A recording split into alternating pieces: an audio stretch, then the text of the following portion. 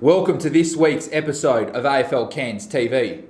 Another guest this week on AFL Cairns TV is Gold Coast Suns Academy coach and under-17 Melbourne trip coach, Cameron Campbell. Welcome, Cam. Cheers, Sean. Good to be here. A fortnight ago, AFL Cairns took down a squad of 23 youth players down to Victoria to take on Ballarat Football League and Riddle District Footy League. We've got Cam in here to give us a few words on the trip. How was the experience? Yeah, fantastic experience. Obviously, didn't go away last year. The trip didn't go ahead. But for the 23 players and the staff that went down, real opportunity to immerse them in the football culture of Melbourne. And they had some fantastic activities planned over the weekend and leading up to it. So obviously when visited the Western Bulldogs, Ben Graham from Western Bulldogs had a good chat with us and a good chat to the players about his life experiences, which was fantastic, comparing AFL to the NFL and that type of thing. Went over to Calder Cannons, their talent manager, had a chat to the boys about what they look for in elite talent, and obviously trying to get talent into the AFL pathway. And during a bit of downtime, boys got to go enjoy bounce and those types of things, and us older guys got to have a bit of fun as well. So as a coach, you're in brilliant form. Yeah, not too good at that bounce stuff, but it was really enjoyable. When the boys went down there, an 8-goal victory over Riddle District and a 4-goal win over Ballarat, what impressed you most in those wins? Yeah, I guess the things that impressed me most were that we only had a couple of days to prepare. So we had 3 training sessions to prepare for the whole program, and that was in the 2 weeks leading up to it. Prior to that, we had the under-16s country championships, so the boys being flat out with rep footy. But it was just fantastic to see the endeavour for the footy, the hardness around the footy, and just our guys' ability to work hard both ways and really put pressure on the Melbourne sides. In the past, we've gone down there and they've beat us with leg speed and skills and that type of stuff, and we were fortunate enough to just have a really good group that gelled well and really performed well. That was from a team perspective, but as the coach, as the head coach, who stood out for you individually? Yeah, I guess a number of players did, and a number of players from different clubs across Cairns, which is great to see as well. It means that all of our clubs are producing talent for our senior footy clubs in Cairns, and also State League and potentially the AFL in the future. But I guess to start with the youngest, Max Colpert from Centrals was exceptional. 15-year-old, or just turned 15, come away in our under-16s and was very good there as well. So he was great. But our leaders, Jack and Angus Dixon, Heath Malloy, Elia from North Cairns, John O'Peters from South Cairns. There's a whole range of them, Gus and Dan Smith from out at Centrals. They all led from the front and really played well. Essentially, this trip was our best crop of talent in that youth age group. Every club was well represented from Pyramid Power all the way through to Port Douglas. But taking the next step forward, do you see these players playing senior football this year or possibly even moving down south to play state league football? Yeah, definitely. I think at the moment, I would think that over 50% of those players can step into senior football as of now.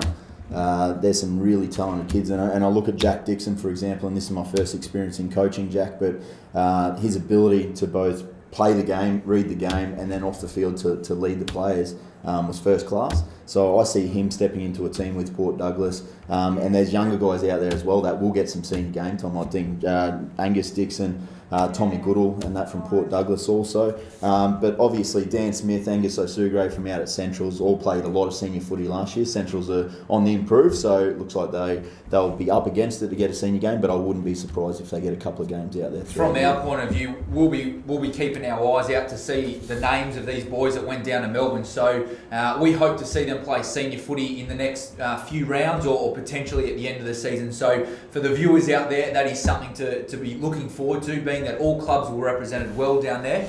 Finally, AFL Goldfields will travel up to Cairns on Sunday the 28th as a part of their FNQ trip. I suppose with the momentum we got down there, are you feeling confident getting our win in our own backyard? Yeah, I think so. When we went down, our first game out at Riddle was in pretty cold conditions, and our players were very fumbly. They got better in the second game, but I think playing on our home turf, our own backyard at Kazali's, the boys will really stand up, and it'll also give us some opportunity to bring in some new players into the group. We have had a couple of injuries late in the selection process, so a couple of boys missed out.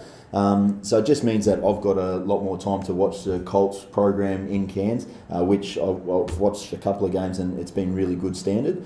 So yeah, hopefully we'll have some more players come in, but very confident on our home deck, home conditions where it's going to be nice and warm up here. Yeah, we'll get over the line. I know the boys that travel down to Melbourne are very keen for that return match to happen in Cairns, so they've just got to maintain good football over the next few weeks, keep injury free, and obviously keep that enthusiasm up around their footy clubs and make sure when the time arises they're ready to play, Cam. So thanks a lot for coming in. Is there anything else you'd like to say on the trip? No, I guess just thank you, obviously, to AFL Cairns and AFL Cairns Juniors for the money that they put into it. I think it's a fantastic initiative and it's been running for a number of years now. Thanks to the support staff, obviously yourself come down as well, Sean, but thanks to everyone that come down. Debbie Podolzak for training, for being the trainer and always coming on these trips. But yeah, fantastic trip and I'll look forward to the next one. Overall, it was a fantastic experience for the boys. 2 from 2 down there in Victoria, and we'll be hoping that they can get a win when the return match comes to Cairns, which will be played over at Kazali Stadium. Thanks again for your time, Cam. Cheers. Round 2 saw Cairns Saints at home for the first time in 2015. In wet conditions at Griffiths Park, the Saints led at half-time in a scrappy affair by 39 points against a stunned Cutters outfit.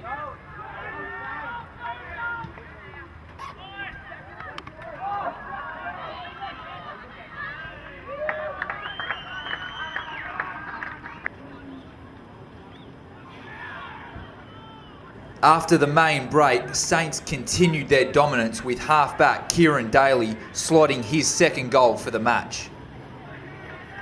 The visitors kicked their only goal in the third quarter, but the Saints ran out eventual winners by 77 points. Veteran full forward Matthew Walsh was again at his impressive best, kicking 5 goals. After an impressive opening round, Centrals were full of confidence. An even start to the game saw Centrals lead by 7 at the main break. Joel Child was impressive with another 4 goals to his season tally, but this effort in the goal square is definitely questionable. Dogs fullback Reece Bridge was outstanding all day. Centrals eventual winners by 15 points in a hard-fought contest. At Watson's Oval, Lions recorded their first win in season 2015, despite North Cairns responding early after last week's disappointing loss. Ex-AFL player Austin Wanamiri was brilliant in his debut. The Lions half-forward Charlie Haley was impressive all day with his tackling pressure, 5 goals and marking ability in all contests. Despite the 18-point loss, North Cairns' Corey Flint finished the day well, kicking this contender for goal of the year.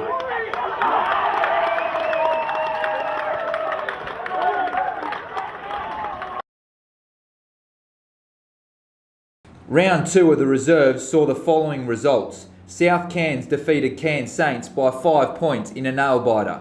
Port Douglas were too strong for Centrals, winning by 10 goals. Cairns City Lions ran over the top of North Cairns by 54 points. We welcome this week's special guest to AFL Cairns TV, our very own Umpires Manager, Tim Mackrill. Welcome, Tim. Thanks, Sean. Firstly, how are you settling into your new role? Yeah, settling in really well. I'm obviously working alongside a bunch of really committed umpires, being helped along the way too by our umpires coach in Rowan Tattersall. So yeah, the group's going along well. We're starting to see a lot more consistency in terms of the calling of decisions. So yeah, fingers crossed that this year keeps moving on smoothly. Brilliant. From a viewer's point of view, they may have seen a different attire for the umpires this year. Can you explain that to them? Yeah, that's correct, Sean. So this year we're aligning ourselves with the AFL. So the AFL's changed to the green shirt and the grey shorts. So we've done the same. Got a little prop here today, which is our green umpire shirt.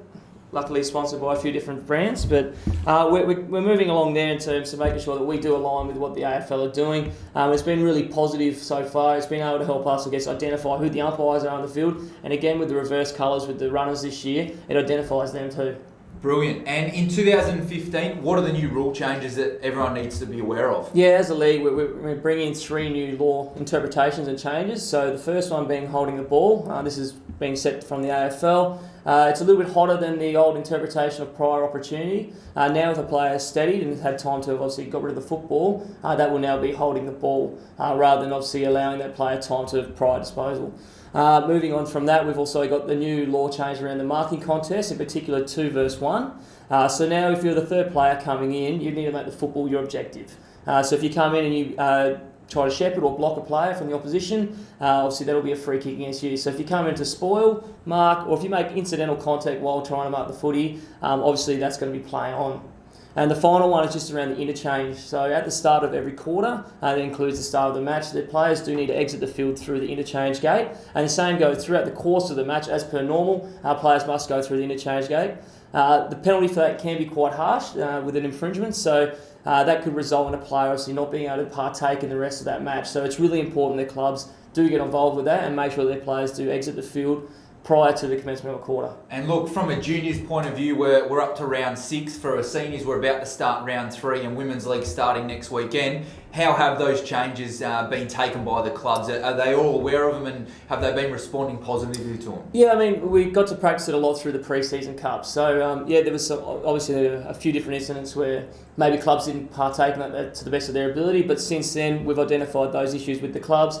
And throughout the course of the senior season, it's been really positive. Junior clubs are really getting on board with that as well. So it's good to see that the messaging is coming from the coaches and from the boards of their footy club to make sure that it's passed on through the club. Like anything new, it will take time. So we wish you all the best for those new rule changes, and we just hope that the supporters out there can understand that both players and umpires will be learning these new skills this year. From a local point of view, how can people get involved in umpiring? Yeah, so obviously we train as an organisation every Tuesday and Thursday night, 5:45 at Kazali's. That's all 3 disciplines that we do, so field, goals, boundary, and obviously we've got many different age groups too. So we start from under 11s as an association right through to the senior football. So again, people have, different experiences. If you haven't umpired before but you want to get involved, we start really low with the under 11s through the junior program, so that way you can build your experience. If you've got a lot of experience and you're in town and you want to get involved, definitely come along. And if your standards there, we'll definitely get you involved with senior football. And to finish off, Tim, why should people get involved in umpiring? Look, it's a really good opportunity to stay involved in footy. So for past players, it's a really good chance for them to get back to the game and be their footy clubs. Outside of that, it's a good way to stay fit. Really, you get the best view of the game from being on the field, so it still keeps you involved in that sense. And then, of course, there's the perks there too of being paid, which obviously helps with maybe a few extra bills around home or something like that. Fantastic. Look, on behalf of AFL Cairns TV, thank you for your time today. We wish you and the organisation the best of luck for the remainder of season 2015. And as a league, we look forward to working closely with you guys. Thanks, Sean. The first of round 3's matches this weekend is Friday night at Kazali Stadium in the 2014 Grand Final replay between Cairns Saints and Port Douglas. Cairns Saints were impressive last week, coming off a 13-goal victory against South Cairns, with Port Douglas looking to respond after their first defeat of season 2015 by 13 points. Central's Trinity Beach on Saturday will take on Cairns City Lions at Kazali Stadium in a battle of the beaches. Both sides have been impressive early and will be looking for another win in season 2015. In the traditional Anzac Day clash, South Cairns will take on North Cairns at Fretwell Park. Both sides are winless from their opening 2 matches in season 2015, and this game shapes up as a must-win game. A season start of 0-3 would make finals a very difficult proposition. A reminder to all viewers, AFL Cairns reserve grade matches for Saturday will be starting at 1:30, not the usual time of 1 p.m. For more information regarding round 3 and the AFL Cairns competition, please visit www.aflcairns.com.au. Tune in for another episode of AFL Cairns TV next week. AFL Cairns, it's a great game.